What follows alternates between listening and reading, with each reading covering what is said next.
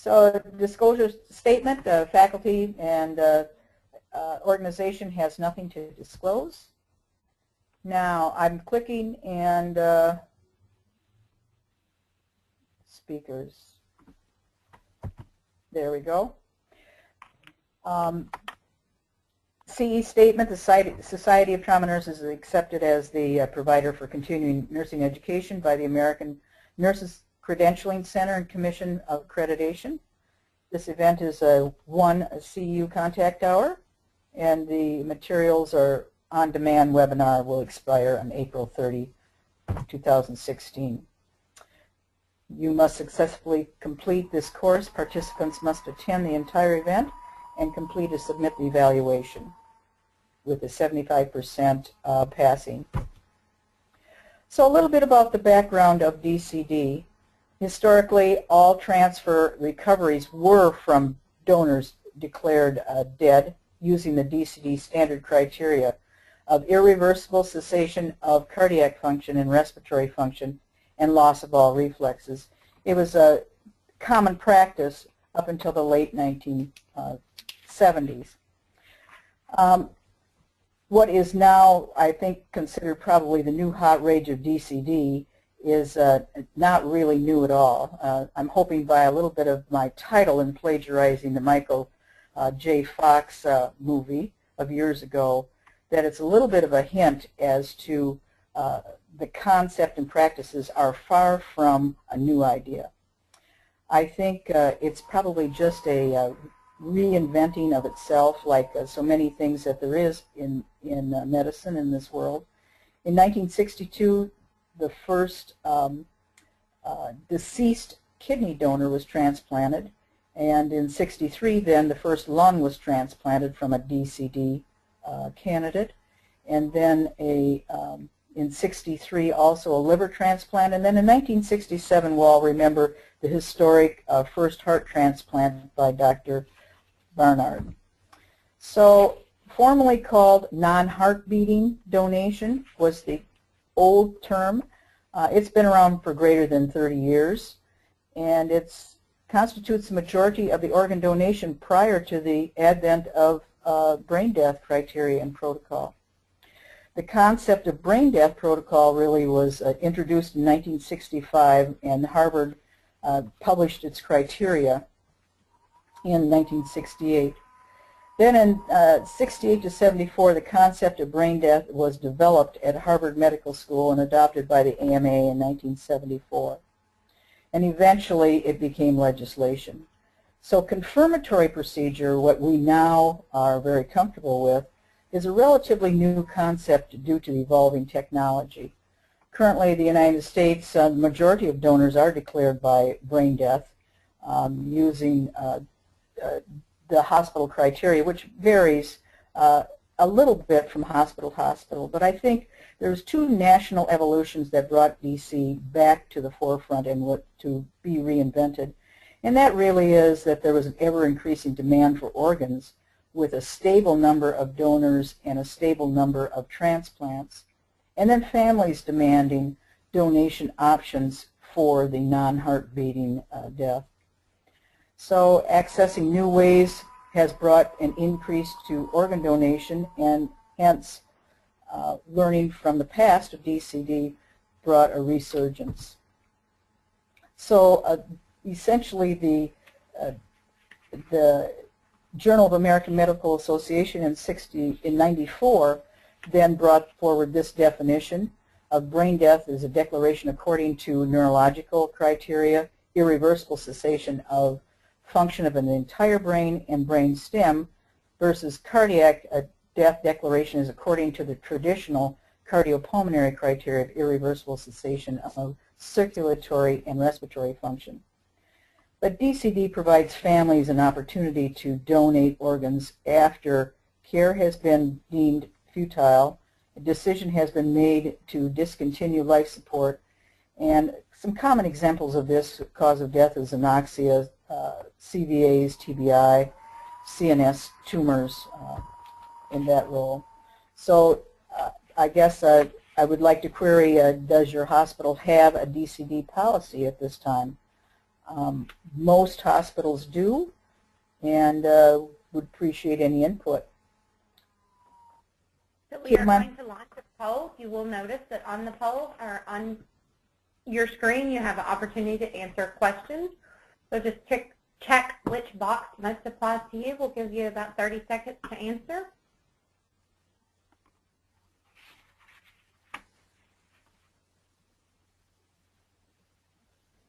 And it looks like we've got about 75% of the audience that have responded, so I'm going to close it in about 2 seconds. Okay. And it looks like that 85% of them do have a policy, 4% of them do not, and 12% of the audience do not know if they have a policy. all right, excellent. Well, hopefully this will help you understand, and as we move forward, we will be giving more food for thought on this policy. The American Society of Anesthesia basically set a precedent regarding DCD does not violate the dead donor rule. And the dead donor rule is simply transplantation does not cause the death of the donor, that organ donation death can be determined either by DCD or by brain death, donation by brain death, and recovery of organs, ethical issues surrounding timing of administration of drug therapy and not to hasten the donor death. So in 2006, the National Conference for DCD affirms that this method is accepted practice for end-of-life care. This was a groundbreaking publication, and due to the fact of all the ethical issues that surrounded this and the controversy, that this statement and these steps were stated clearly. So a number of regulatory agencies do have oversight over donation practices, period. So in 1997, 1,000 DCD donors per year would increase transplant yield to more than 3,000. So the Institute of Medicine did an analysis and come to that conclusion. And then in 2002, they again recommended organ procurement organizations, all the state OPOs, to explore institutionalizing a DCD policy. So the background of this turn of events, legislation efforts and regulatory agencies that have brought DCD back to the forefront, and so the New England Journal of Medicine then gave an excellent overview in their article in 2007 in terms of what were the oversight agencies and who did support and mandate that hospitals have a DCD policy. So of course HRSA stepped forward and in 2005 recommended that all the OPOs, that 10% of their organ donation should come from DCD donors. So each one of your states, it was your state's organ procurement agency really was given that target and that mandate to shoot for. So in 2006, the United Gift Law broadened individuals' consent. So what that was DCD was, since it was mandated in the OPOs, it also broadened the individual's consent, and it went to first-person consent. And I know you've probably in your state, most of you have that now, that upon death, if I put on my license that I wanted to be an organ donor, that automatically moved this process forward. And so we didn't need a relative to say yay or nay on this. So in 2007, so 2006 was a groundbreaking, again, ruling for OPOs, and then in 2007, the Joint Commission required hospitals to address DCD as a policy and essentially did require them to have that policy. And then, of course, CMS also set the standards on that. So those were large organizations that supported and developed that into mandates. UNOS developed the DCD model to ensure that proper procedures were followed and all ethical considerations were met. And so there were some partnerships developed with organ procurement, UNOS, and HRSA. And this led a whole critical pathway for how to do a DCD procedure. And you can see, of course, there's two other institutions that, or organizations that highly support DCD and critical care medicine and critical care nurses. So what is exactly the need? This is sources from the HRSA website, and this is from 2013, which is their most current. I can tell you from, I've had 2009, 2010, and even earlier data, that the orange line continues to move up, whereas the green and blue line continue to be fairly consistent. Of what I said before, essentially the deceased donor organs transplanted, the green line is pretty consistent. The deceased donors that are recovered are pretty consistent. You can see the gap is widening, whereas the need is continually moving forward. And so nationally, as we can see in 2014, these are the figures of the total donors.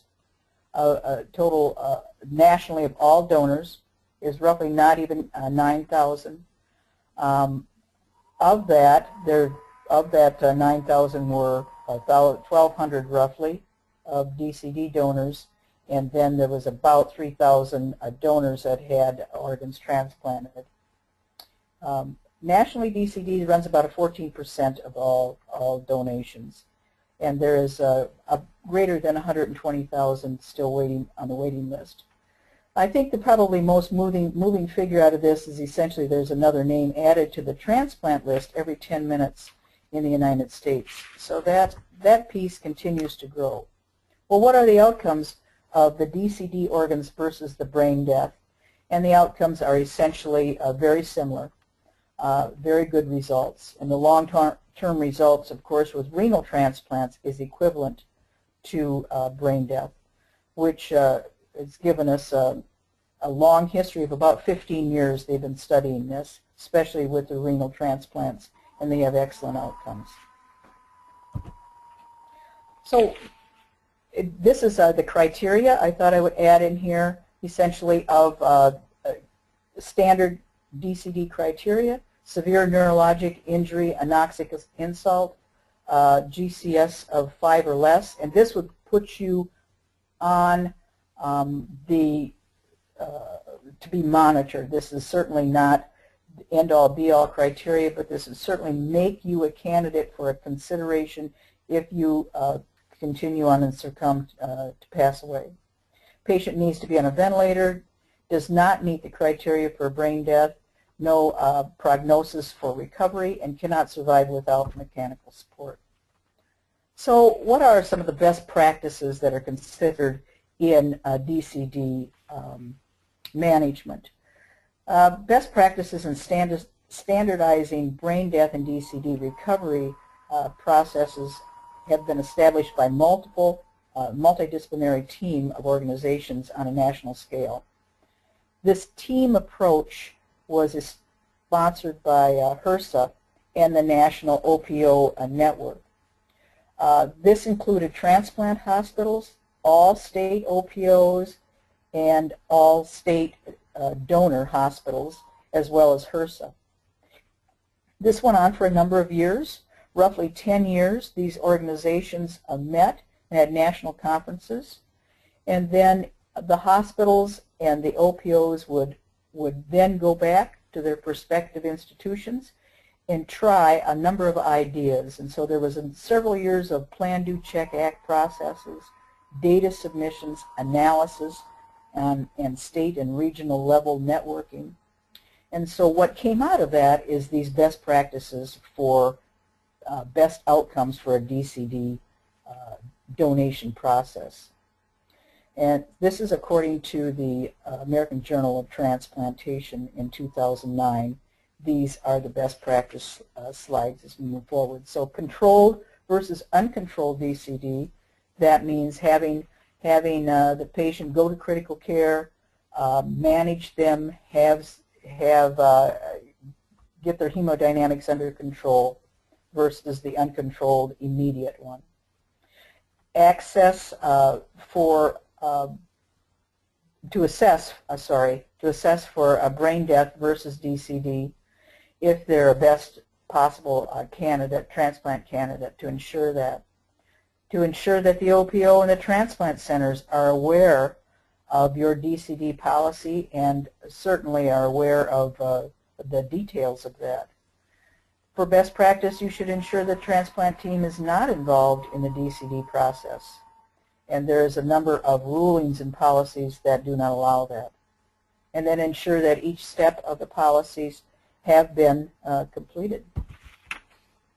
Some other ones that we really list is withdrawal process is maintained. There's an opportunity for family to spend time with the patient. Heparins administered prior to withdrawal.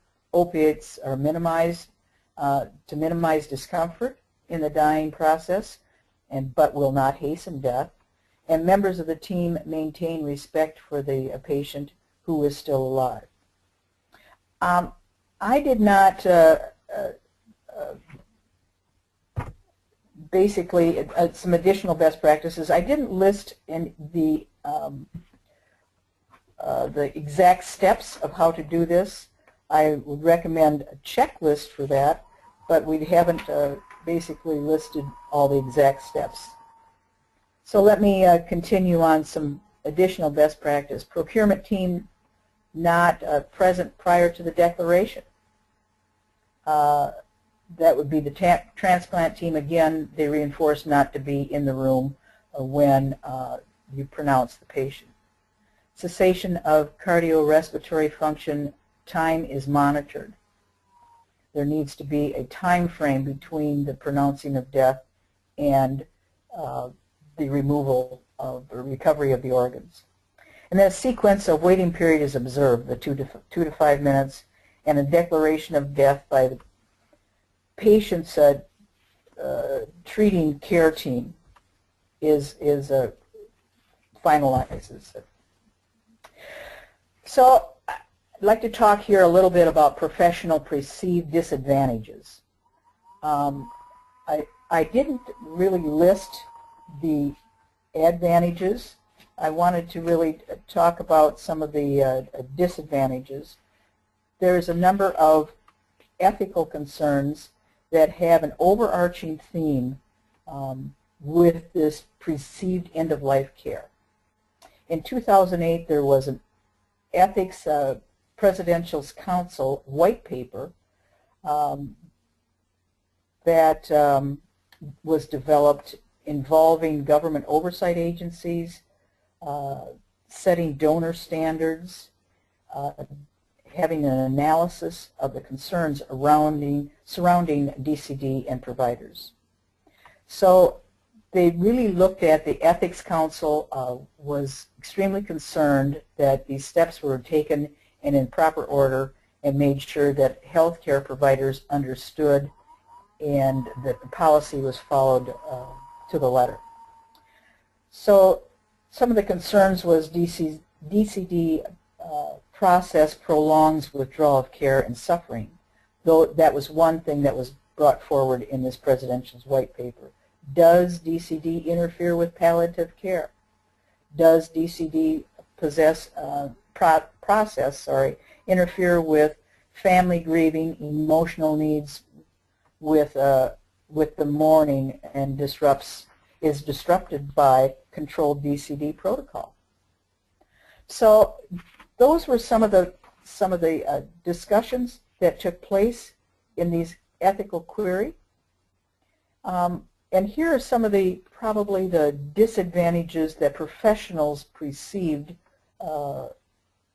and I am sure at some element still perceive if you do not understand the process well. they continue to have some ethical concerns about the properties of the practice. They feel uncomfortable. They may feel uncomfortable about participating in the process. They may be unclear as to how to transition end-of-life care to potential donor donation. And they may be uncomfortable recommending withdrawal of life support and the hope for organs. They may see that as a conflict of interest. They also might think about the process is complex. You don't do it that often. You may help with a DCD case once or twice a year, and maybe once in your practice. So the process is can be complex, and you don't feel like you're fresh in it. The potential donor they worry about is not dead when life-sustaining measures cease. There's concern about that. There's that time interval between a systole pronouncing the death and the recovery of the organs is brief. It's 2 to 5 minutes. It used to be actually a little bit longer, and they'd found that survivable organs are best at this time frame, and so they wait after declaration of roughly 5 minutes. There was a concern that families would be traumatized by the dying process. And this is, again, by this white paper for this Ethics Presidential Council. I didn't, and hadn't addressed the advantages. There were a number of advantages that professionals do see with this method also. It's related mostly to family and patient desires, social good, social values. There's certainly some economics to it, but I believe the disadvantages are more glaring to the healthcare provider, and I believe that they dissipate with critical information, education, and a clear expectation that there's some key factors that are provided that provide insight to the DCD process. So I'd like to share with you how to impact this process and for the provider. Okay, so Connie has another poll just to make sure that you're all awake. So she wants to know that if you did participate in your trauma program, if you did have the policy, did your trauma program help participate in the development of that policy? So you can choose yes or no. I'll give everyone a few seconds to participate.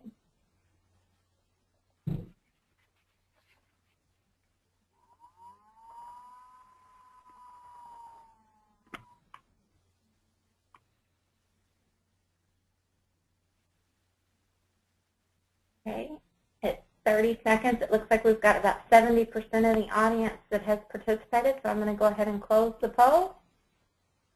Excellent.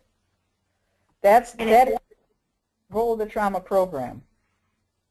So you can see the results, Connie? Yes. Okay, we have 41% of you said that yes, you did participate, 20% said that they did not, and 39% said they did not know. All right. That's excellent. That trauma is a key piece of course, a number of the traumatic deaths, obviously, in the hospital, and having a strong position and an awareness of the DCD policy is essential in a program. So since there's a number of you that said you either didn't know or didn't participate or wasn't sure if you had a policy, this hopefully will help you address a little bit a piece of maybe how to develop a policy and move forward.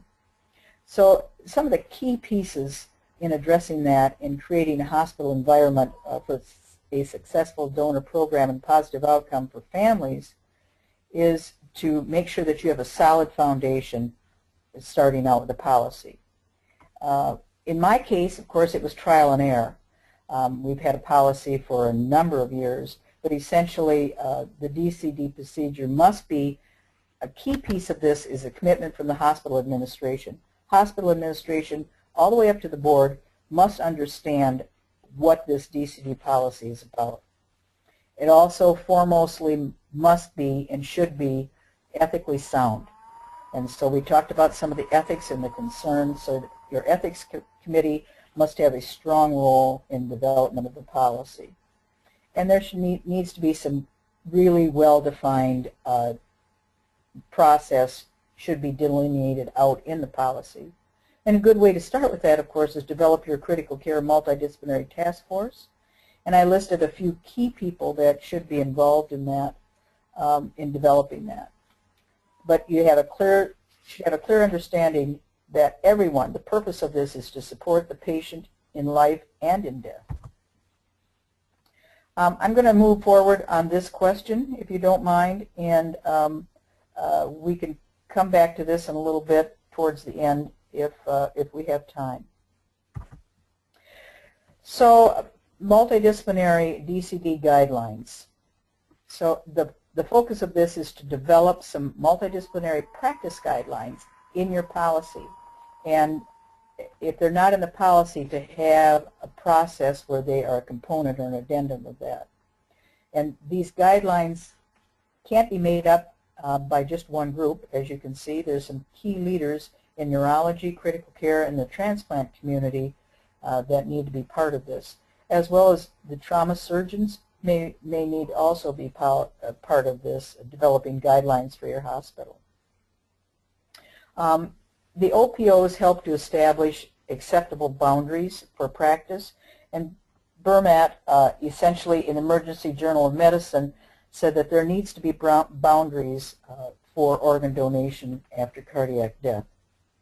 And that the OPOs, in helping develop that boundaries, was learned, or how did we develop this? That essentially also came out of the HRSA project with the Plan, Do, Check, Act and the state and regional assistance. So these guidelines also came out of that huge 10-year effort by the HRSA organization. So let's talk a little bit about the critical elements that should go in a DCD protocol or guideline, essentially as it's set up. There needs to be some clear candidate identification. I read to you that criteria earlier. So those are the ones that would probably be identified as a potential candidate. There certainly needs to be a consent for withdrawal of support, and then a consent for DCD. And these are pretty much listed of how they would need to be in order to proceed. There needs to be a pre-mortem intervention, meaning intervention with the family and a discussion at that point, and then the withdrawal support.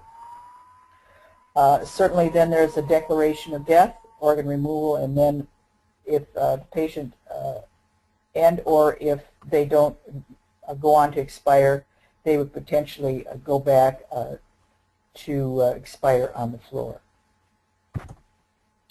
And there needs to be a clear delineation of roles in that protocol and procedure as well. Some factors, essentially, the first principle in factors related to the provider is an early recognition of a poor outcome. So the provider on their end needs to be a well understanding of the survivability of the patient. And then the treating physician and the OPO team really determine that cardiopulmonary death will occur within 1 hour of withdrawal of ventilator support, meaning there's a testing process and an assessment that will this patient expire with the vent removed. And that the withdrawal of support in accordance with the hospital policy. All hospitals have a withdrawal policy, and that those steps are followed in order. And that the provider has a clear understanding of brain death versus cardiopulmonary death.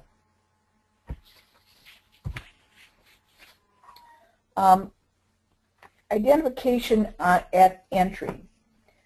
In about 2012, HRSA organization and the best practice groups, the OPOs and UNOS, identified that emergency department is an area of opportunity and best practice to be added, to be considered in hospitals, to please consider the entry point of the patient in extremis to be the best place to identify the potential DCD candidate.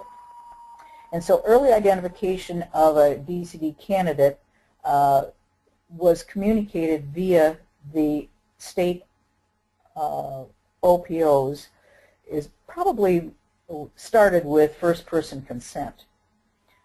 After 2006 that most states went to first-person consent, it is a foregone conclusion that if this patient comes in extremis and in the ED, that this be identified to the OPOs on a fairly timely basis. So the best place that in the organization that I worked at was partnership with nursing and the med social work in the ED, that they would have a clear understanding of what is the criteria for a potential candidate, and then to notify the OPO organization quickly. So addressing early identification, helping with that decision making, combining with the advanced directive, the social worker and the nursing team were a great assistance in this.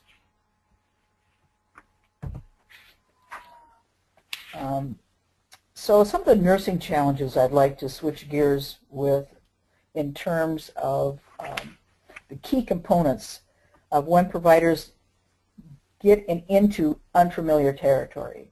So I'm talking about the nurses that are at the bedside and helping with carrying out this process. What are some of the things that you can help the nursing with with these challenges? So they need to have a clear expectation and then guidance and a clear sense of self to support the family and the patient. What I am very sure of and have seen time and time again is that nurses will do what they do best in supporting the patient with care and compassion on any life's journey.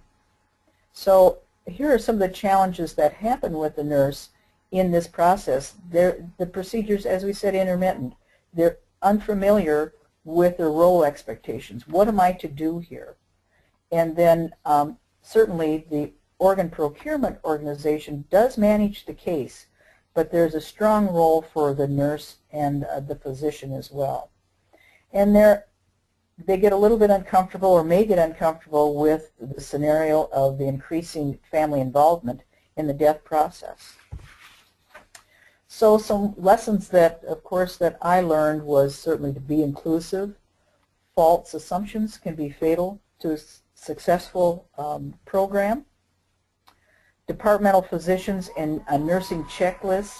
So your physician checklist and a nursing checklist of the step-by-step of the roles of each service, i.e. what's expected of the physician when they take the patient, they pronounce the patient, take them to the OR, what's the expectation of the OR team, the respiratory team, a clear pronouncing of death process, certainly some pre-order sets, certainly for medications are helpful. And then, of course, there's always ongoing education. This can't be just a one-time thing. Just to share with you a little bit of my trial and error, this was brought forward with the checklist piece was a learning curve for myself in terms of setting up a checklist for the residents in trauma and in medicine who might participate in the pronouncing of the patient in surgery. I can tell you that this should not be handed off to the lowest person on the totem pole, and that certainly and be looked at that this process is insignificant. The reason that is because there's great value to be learned when the residents participate in this procedure. They walk away with certainly more they have learned than what they have taught or brought to the table, and that the survivors and the family make a great impact on this. So these steps are very important steps in terms of the family understanding, and they will be present and will want to be present in this. That was another piece that was a learning curve for us. We assumed of course, when I noted back there, the last slide, that don't make false assumptions. It was the assumption that the families would not want to come to the OR, and I would bet that most of the audience here today, their families do go to the OR and want to be there and present for the pronouncing. And so we had some adjustments to make in terms of our own thinking and our own approach to the family and how open-armed we would be. It adds to a real positive culture when you can do this. So that brings me to another learning that I wanted to pass on as a multidisciplinary organ liaison committee. We had found that that having a representative from a collaboration with all departments and representative from all the services and ancillary departments. And so this committee helped with the collaboration of our OPO to help with department education, to sponsor family donor presentations and recipients, so we'd have educational speakers that would come in of donor families, help with case debriefings. It's highly recommended to debrief the case and all of the participants after each death. And then certainly thank you notes and information about what organs were recovered, and make that a timely recognition for each individual. This is where good work is done in terms of how did it go and how did it not go, and what can we do to make it more pleasant for the family in the OR. Some of the things that the team come up with is cover the instruments, darken the rooms, soften music, signage in the hallway that there's donation process going on to remind people to be silent. These were little things that the family appreciated and honored and respected the family. So in wrapping this up, hopefully I have given some food for thought for those of you who don't have a policy, who may have a policy and don't know that much about how it's carried out, and or those of you who are very proud of their DCD policy and their organ donation rate and are deeply connected with that policy. Congratulations to all of you, and hopefully we've raised some questions and some thoughts forward. So I see donation as the 3 C's. It's commitment, compassion, and communication. So in pulling that together, and they need to be in a very succinct fashion. So the hospital efforts, the commitment really needs to start at the top. The institution needs to support, and they're supported with time and resources, this policy. There certainly needs to be a champion administrator as well as a physician donor, a physician champion, and a nurse champion or nursing champions. The policy to facilitate the process. The process shouldn't support the policy. It should be the other way around. The policy should support the families, the patient, and the process. And so there's a teamwork and the team.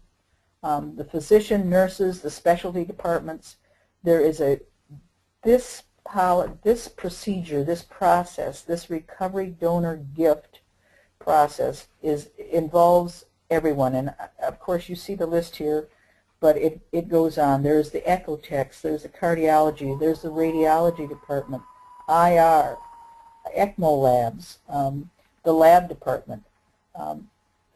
It literally touches all who are involved.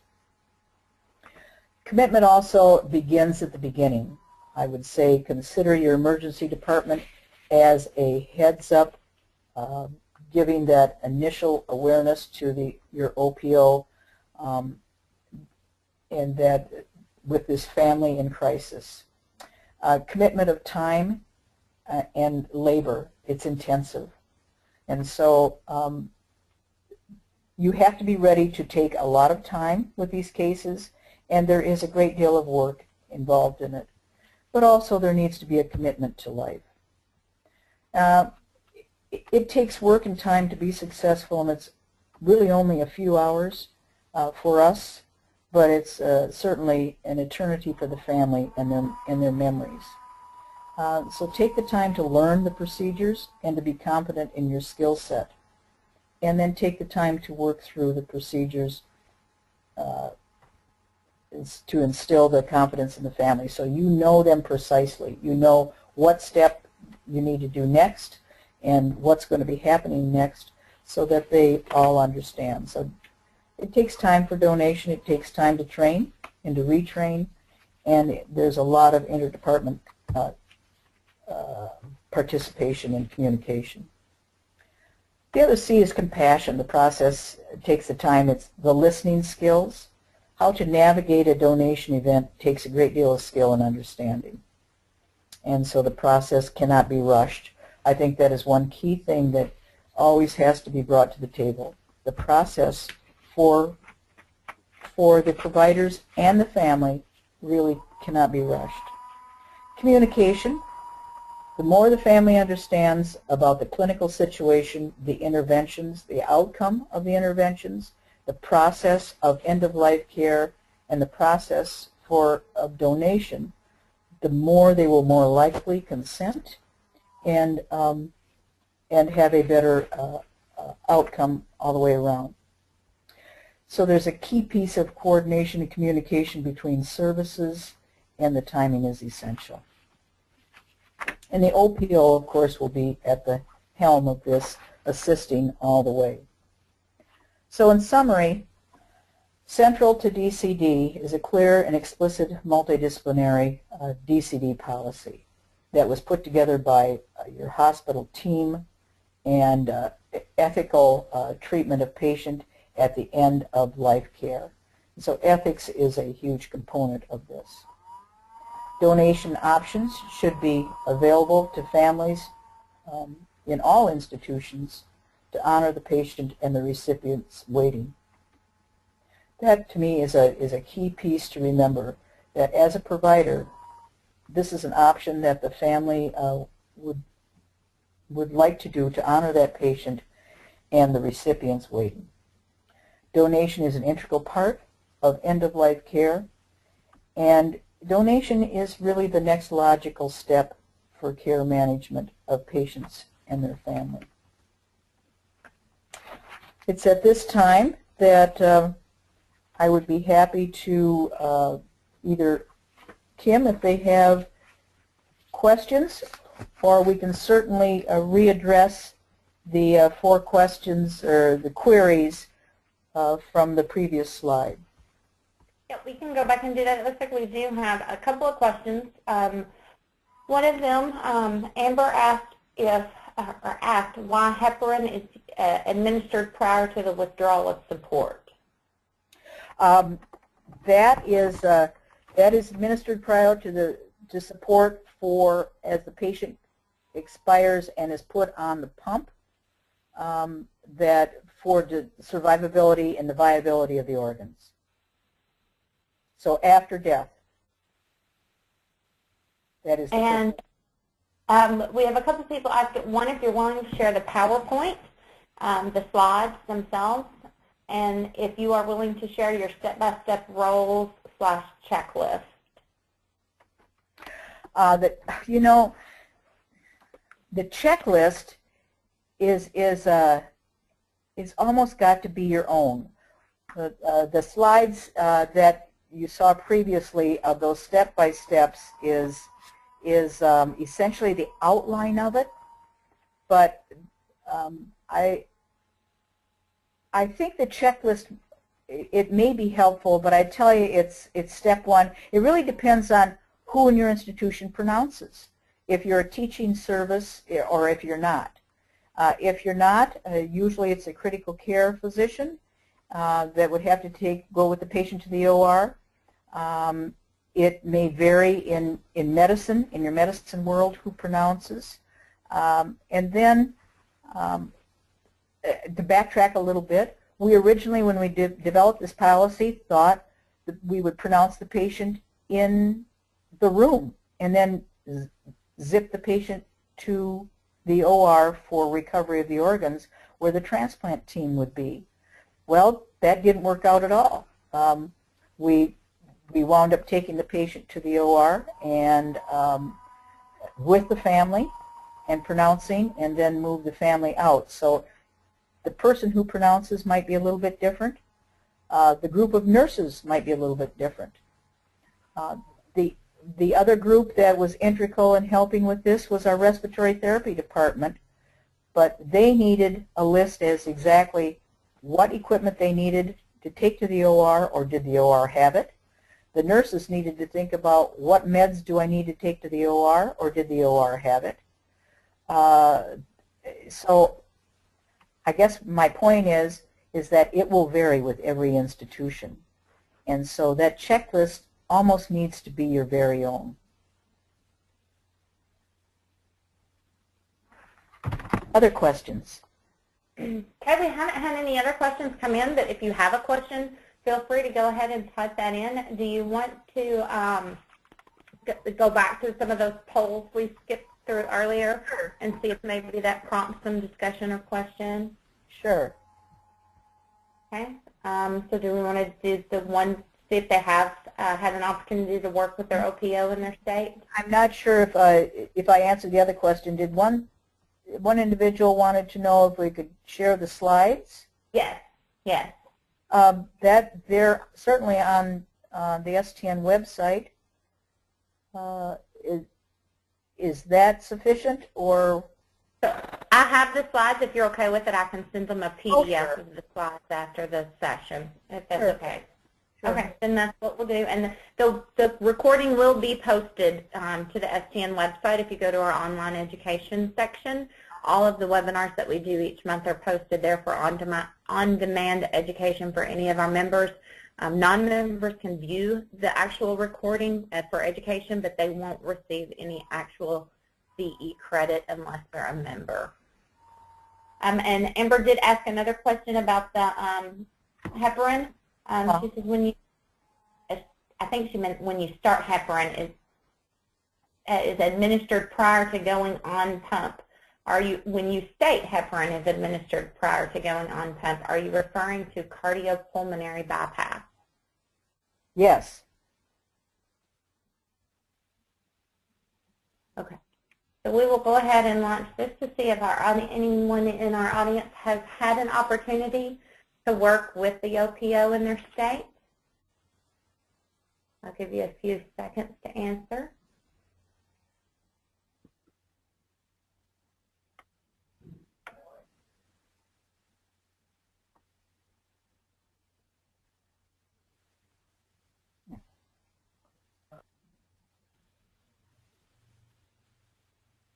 Okay, it looks like we've stopped at 63% voting, so we'll close the poll and share the results. Looks like we have 76% that have said yes, 20% have not, and 5% says they do not know who that is.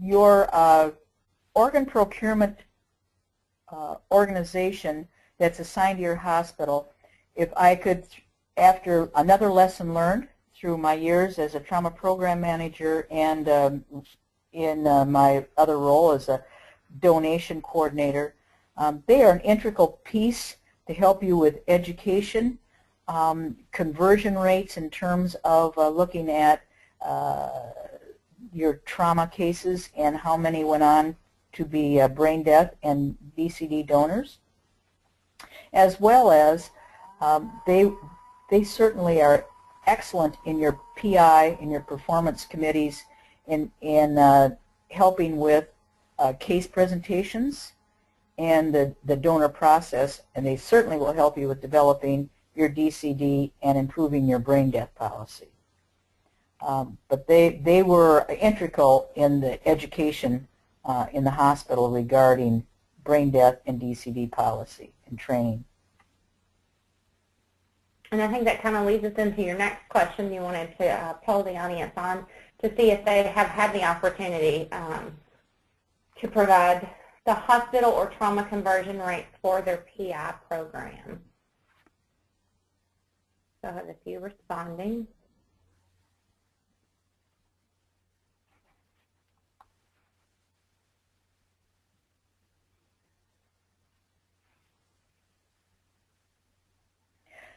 Okay, it looks like we've got about 65% voting, so we'll close that, and it looks like 63% of them have said yes. Oh, excellent. If you don't know who your organization is, then certainly you can Google it and find out, but there is a Joint Commission mandates that they are part of, that provide conversion rates, and they're part of the educational process. So I know that there is a liaison is active in your hospital. So please try and reach out to them if you can. And those of you who are working with them consistently, they will be a great aid in providing statistical information as you move forward in your trauma center verifications as well. And that poll prompted a couple of questions. We had a couple people ask actually if you could explain what conversion rates are again.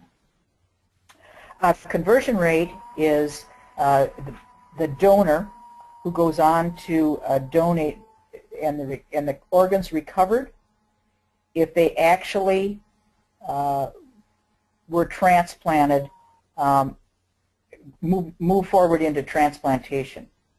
So they converted from recovery and were actually transplanted. Some organs do not successfully transplant. Things happen in between the recovery of the organ and the true transplantation. And so that is the rate of actually how many successfully got transplanted.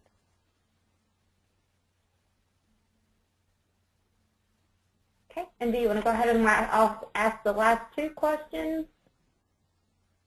You can see if the audience is a member of their PI committee.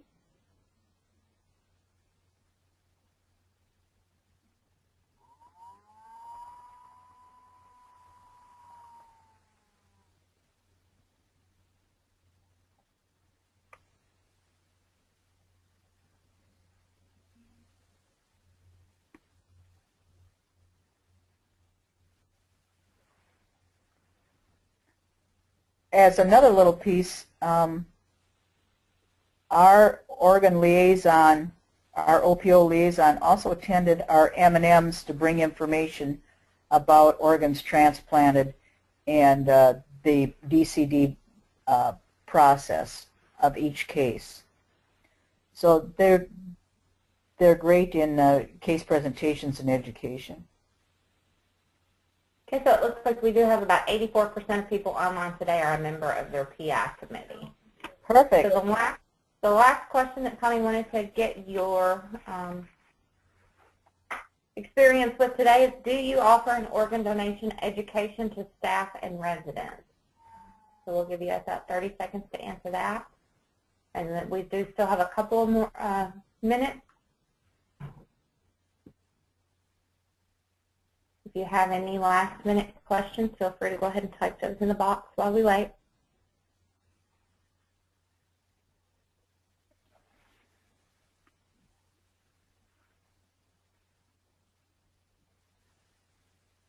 Okay, I think voting slowed down, so we'll go ahead and share those results. And it looks like 87% do offer organ donation. 9% are not offering, and 4% says they are not currently, but they plan to start. Excellent. Well, thank you very much for attending and your interest. Okay. You should, as a reminder, you should receive an email within the next 24 hours with a link to complete the evaluation and claim CE for this session. Feel free to reach out to me at the STN office if you have any additional questions, and I will get a copy of the slides out to everyone who attended today by the end of the day. Thank you so much for attending.